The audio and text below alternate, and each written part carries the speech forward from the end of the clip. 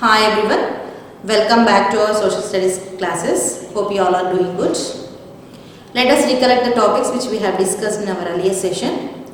We discussed about Himalayas, geographical location of our country, India, in our earlier session. In this session, let us know about Indo-Gangetic Plains. These plains are formed by the rivers along with its tributaries. 200 million years ago, a low basin was formed. See children, previously in our topic we have discussed about the tectonic forces. What are these tectonic forces? Eurasian plate and Australian plate, both the plates collided with each other. As a result, the present day Himalayas are formed.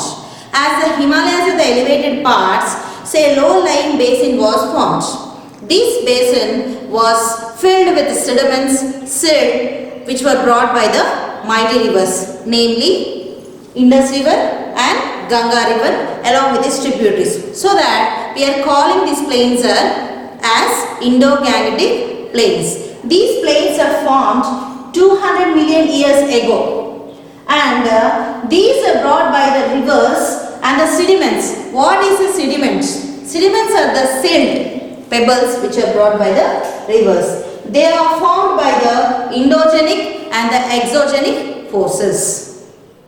Endogenic, internal forces, exogenic, external forces. So, these plains are of western part.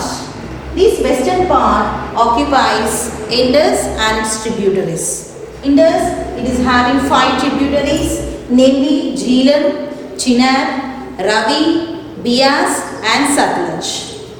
Indus plains are formed due to Indus and its tributaries. And most of the tributaries are located in Pakistan. After the partition, most of the tributaries are flowing towards the Pakistan part. And in our country, Haryana and Punjab, these two places are sharing the water of Ravi and Beas, few Satluj parts.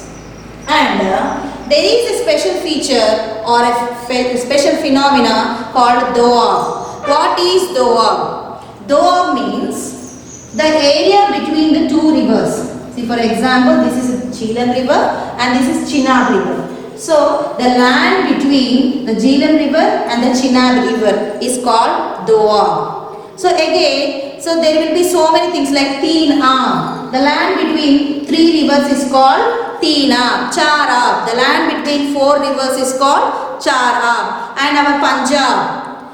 The land between 5 rivers is called Punjab. So, like this, there will be 5 rivers which will be flowing from Punjab. So, the name Punjab came from this Doab features only. There is a simple technique to remember the tributaries of Indus. So, we know Chandana brothers, Bomana brothers, like that. You can name it as JC brothers. J stands for Jhelum,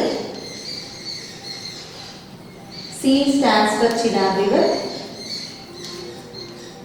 B stands for Beas River, R stands for Ravi River, and this Ravi River in few parts it is also called as Ravi River, and S stands for Satluj River.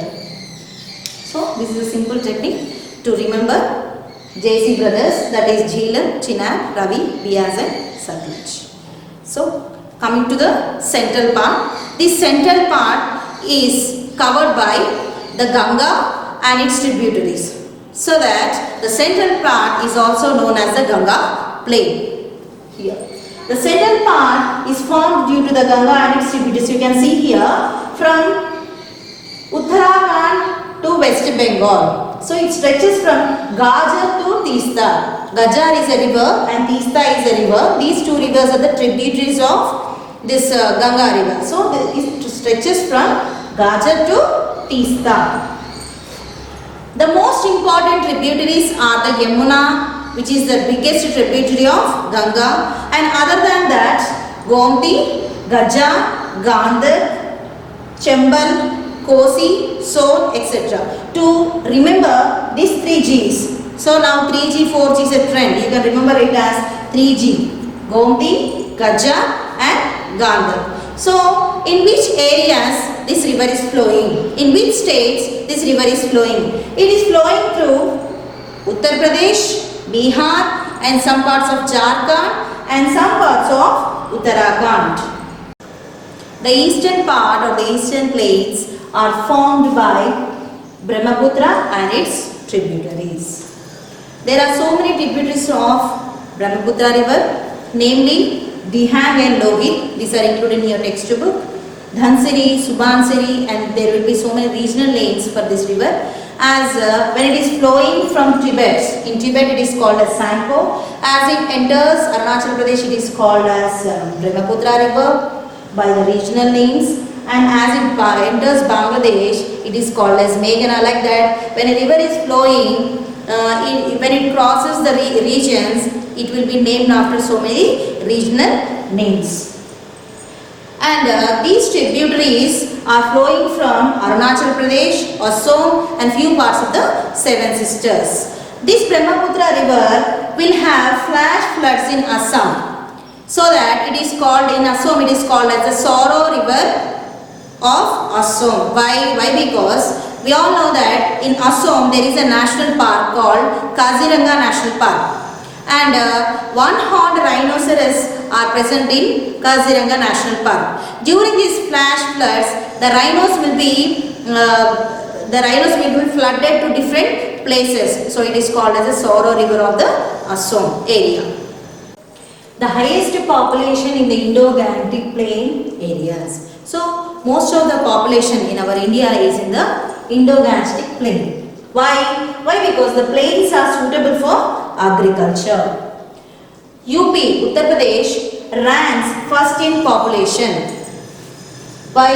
Because our country's capital Delhi is located in Uttar Pradesh, and most of the people like to settle in the places which have different facilities like roadways, railways, airways, good transportation facilities, good job opportunities, good settlement opportunities, and also some people like to be settled in the historical places. Like if a place is having the historical importance also, most of the people like to settle there. And most of the water is available here. Why? Because the rivers are flowing. Indus river is flowing, Ganga river is flowing, Brahmaputra river is flowing, and it is making the northern plains much fertile. So there is excess water there. So there are so many tributaries, so much of water availability is there, so that people like to live in these places. Uttar Pradesh, Bihar ranks the highest populated states in our country. Next to them are Maharashtra and Madhya Pradesh. See children, here you can see.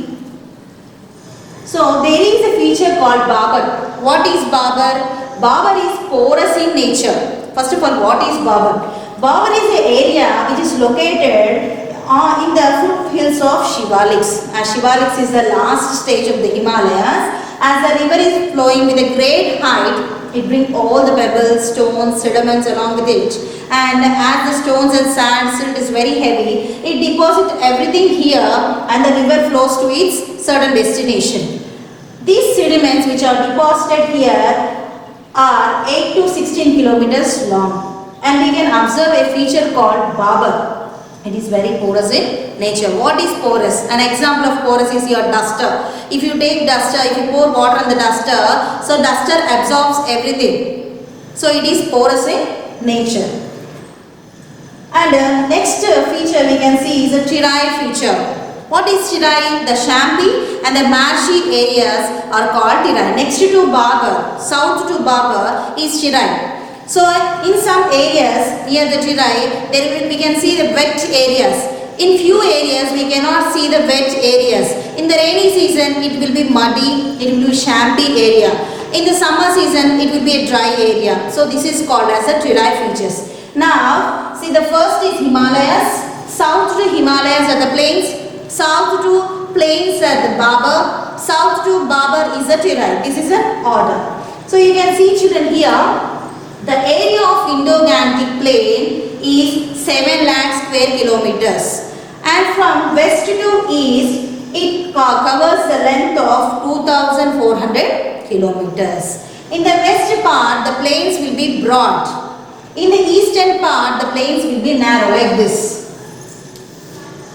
As these are the hilly terrains like this, here in the eastern part, the western part, the plains will be broader than compared to the eastern part, it will be narrow. So, it covers 7 lakh square kilometers and the length between west to east is 2400 kilometers. This Indo-Gangetic plain is very rich in alluvium and also it is providing so many things to our Indians because water availability is there. So most of the settlements started due to the availability of water. Big towns, big cities are established on the banks of the rivers from the ancient times.